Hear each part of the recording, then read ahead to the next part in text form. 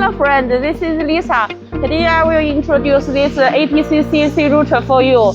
ATC, as its name, it means auto tool changer. So you can see there are two magazines at the back of the machine. All this magazine can installed in this part of machine. Auto tool changer means it can change the two bits automatically. And this ATC CNC tool is popular in cabinet furniture industry. And the main part of this machine is this heavy duty structure. And this is the air cooling spindle of this machine.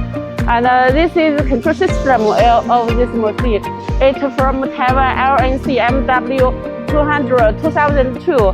This also have this control system. Also have this hand wheel.